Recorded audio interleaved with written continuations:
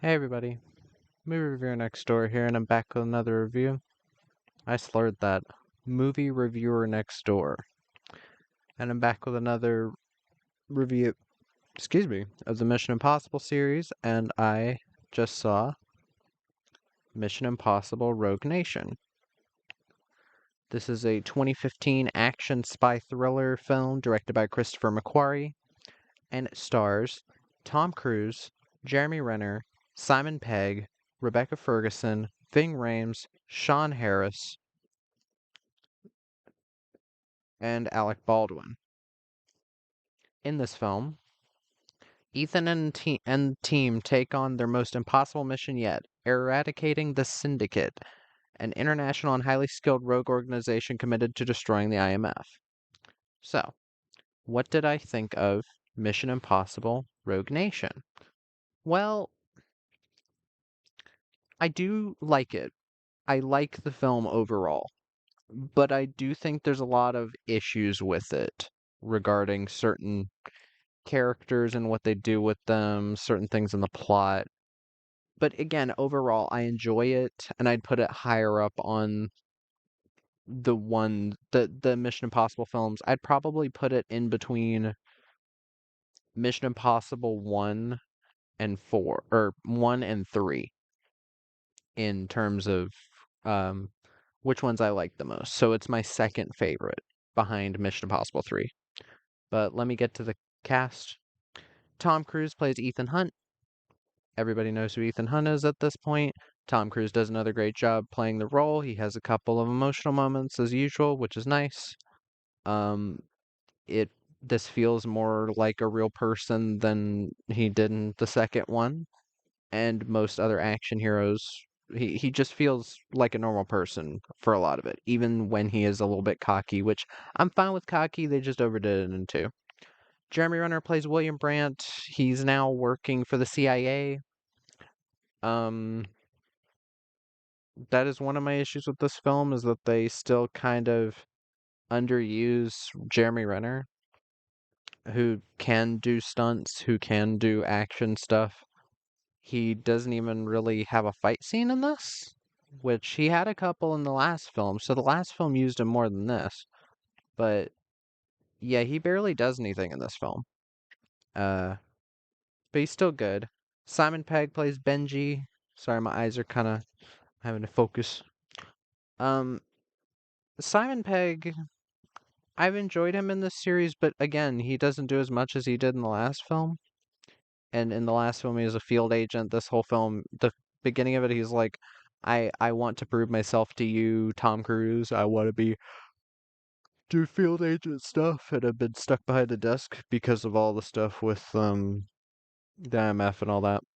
But Simon Pegg still does a good job. Rebecca Ferguson plays Ilsa Faust. She's a part of this syndicate, um, but she's undercover. Kind of obvious, but um, from the first scene you see her, they basically give it away. Rebecca Ferguson, I have not seen in a lot of stuff. She kind of just popped up. She's known for the White Queen show. Um, she was also in the newest Dune movies. She's in the other Mission Impossible movie. She's in Life, Doctor Sleep. I think she played the villain in Doctor Sleep. Yeah. Um, I like her here. I won't say that I'm in love with her as an actress or character, but she works a ton better than Paula Patton did in the last film. And again, it's not because I hate Paula Patton as an actress, it's because I don't buy her as a badass female or like a spy. But Rebecca Ferguson does a good job here, and I don't know where she's from. Oh, she's Swedish. Okay, she's doing a British accent in this. That wasn't too bad. It wasn't like a noticeably bad British accent, so she did a good job in the film. Ving Rhames plays Luther Stickle. Um, he has more to do here than in the last film because in the last film it was basically a cameo. It's still nice to see Ving Rhames. I don't think he's as good as he was in 1, 2, or 3, but it's still nice to see him here. Sean Harris plays Solomon Lane, who's basically the leader of the syndicate. The villain's one of my big issues with this film because, like the last film, he's just kind of generic. You don't get a lot of screen time with this guy. The most you learn about him really is that he has like a kind of like a really weird voice like this. And I'd say that's one of this film's biggest issues. Um, and Alec Baldwin plays Alan Hunley, who I think is the director of the CIA. Alec Baldwin, I can set aside the thing about Rust or whatever to just judge this film because this is before that. Alec Baldwin is okay in this. I've never been huge on him as an actor. Like I liked him in Hunt for Red October, and like I like him in The Departed. Uh, what else was he in? I can't think of right now. Well, like I know he's been in things that I've enjoyed him in, but I'm not huge on him. But he's fine here. He works. Um, okay.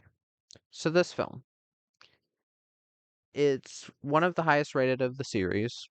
On Letterboxd, it is the highest rated behind um Fallout, and Fallout is the highest rated, by the way. And I've heard a lot of great things about Fallout. I can't wait. Uh, and I think it's rated 3.7. It's rated 3.7, which is the same that Ghost Protocol and Dead Reckoning, which on Letterboxd it's still called Dead Reckoning Part 1, even though they said that they're not gonna call the next one that, or call the next one Part 2 because it's still continuing it, but they're gonna change the title, which is why on digital platforms it is just called Dead Reckoning. And to be honest, I'm okay with that because Mission Impossible Dead Reckoning Part 1 is way too fucking long of a title. But kind of like John Wick Chapter 3 Parabellum, like shorten it down a bit. But Mission Impossible Rogue Nation. Okay. So, one thing I can say right off the bat is that I'm a little bit tired of having the same plot as 3 and 4. Because in third one, it's like, okay, the IMF is seen as like doing something wrong, so they're basically shut down, and Ethan's having to do stuff with his friends without any proper backup. Fourth one, the IMF is dissolved because politicians think that they blew up the Kremlin. So Ghost Protocol is well, and the director of the IMF, who was Tom Wilkinson, is shot. So it's like, oh, they're rogue agents. And in this one, it's the same thing. I will say one thing right now: the plot of this film is not that great. Yes, it does switch it up a bit with having the character that is kind of infiltrating the other side in Rebecca Ferguson's character, who I do like. It's again things we've already seen before, but at least it's a little bit different from the last film. But the main plot is very similar. Like this guy wants to destroy these in Ghost Protocol was a guy wanting to destroy the entirety of Russia. I think. And in this one, this guy's like taking out prime ministers. So it's a very similar plot. Um,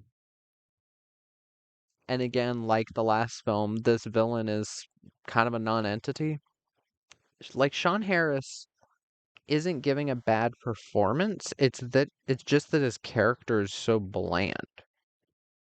Like I know I've seen him be good in other things. I don't hate him as an actor. As an actor, I don't think that's the issue.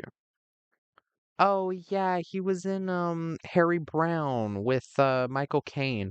Yeah, he was the like drug addict that he like bought the gun from. Yeah. Okay, I need to watch Harry Brown again. I remembered really enjoying that film. Um, but like yes, I know he can be a good actor. Same with Michael Nyqvist in Mission Impossible Ghost Protocol. I've seen him be a good villain in a film, which was John Wick. He was the best villain of the series. I'm not budging on that ever, because to be honest, I hated the villains of the other films. Even if I thought third was the best one. I still hated the fucking villain of that movie. Um, here the issue is that so like he doesn't come face to face with any of our characters until the end of the film. Which, if you want to do that, you have to really build up like this guy's backstory to make him like threatening before you've even seen him. Even though I'm not a fan of how Dr. No does this, do it in a way like Dr. No did, where you just hear about all the horrible things he's done. You only see him in voiceover, and then it's a big reveal at the end who the villain is. Or the villain is like revealed in that kind of style. Do it like that, and don't like just show us the guy over and over, and you're like, oh, because he's creepy, he's obviously the bad guy. Like, it's just kind of boring. Another thing with this film that I've heard other people talk about, the color correction. Like most people would probably not notice it, but I noticed it really fucking fast. Some people were saying it was only noticeable in the first scene. I noticed it throughout the entire movie. Pretty much everybody looks orange. Like they have, I don't know if it's the saturation or the contrast too high, but everybody looks like a tomato. Like not overwhelmingly red, but everybody looks like overly tanned, if that makes any sense. Even like the poster doesn't really get it across, but like in that picture there, like just from the colors, you can kind of see that they're a bit too orange.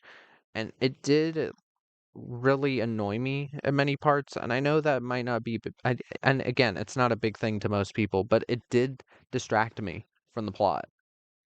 Um, Also, what the like certain characters in this just feel kind of misused. Jeremy Renner's character again he has even less to do than the last film. And you have Jeremy Renner, he can clearly do the choreography. He had some pretty good fights alongside Tom Cruise in the last film, which again, I wasn't huge on the last film, but at least it gave him something to do. And here you have like I don't know, just like it, I don't remember him even having a fight. Like he's mostly just there. Most of the scenes he's in with Alec Baldwin talking about like he's in the court with Alec Baldwin talking about IMF is aren't terrorists or whatever, which is like the stuff we've seen in the third film and the fourth film.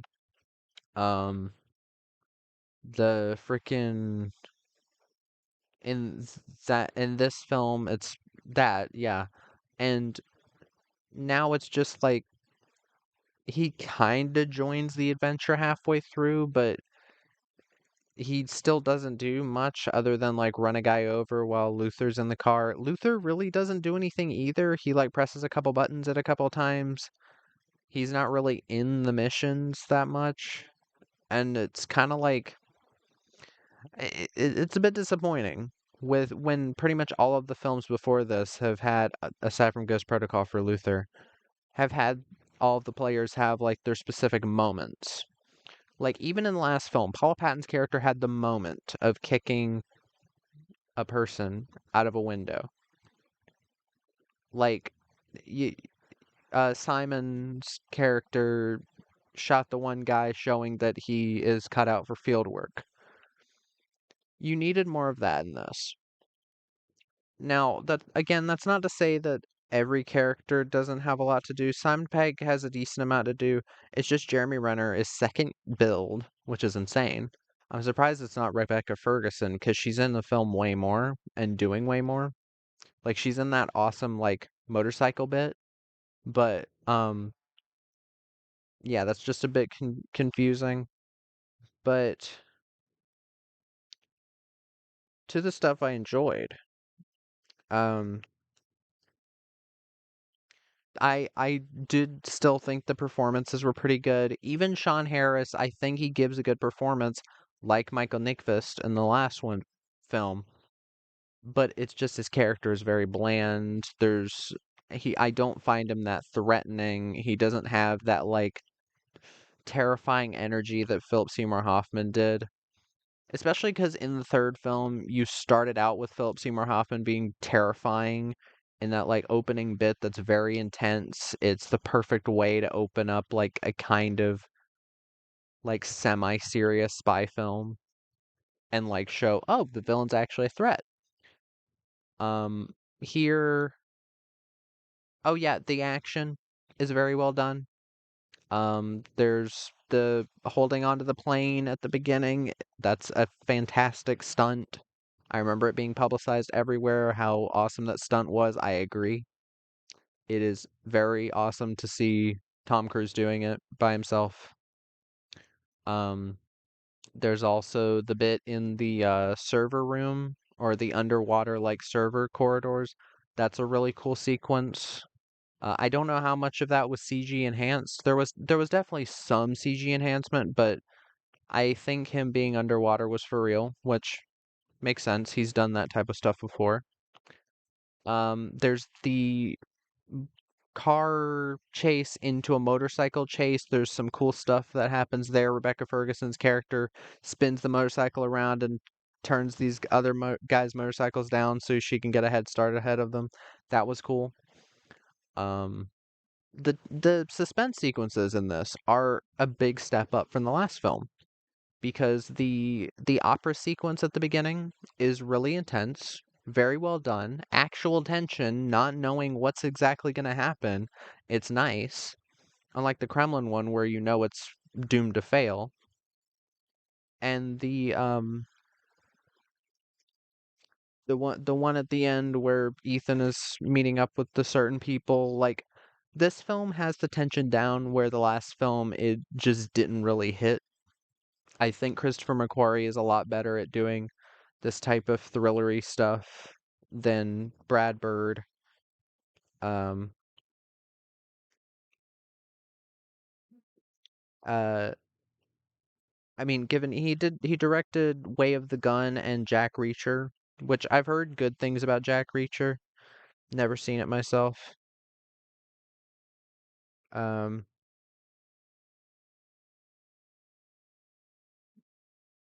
but um, the music, the musical score is really good. Whoop, just a second. The musical score from Joe Kramer was really well done. Very engaging, very well done. The film is very fast paced for being over 2 hours, which is what you want. The next film is 2.5 hours, which I'm a little bit scared about, but given how Christopher McQuarrie paced to this one, I'm not as scared.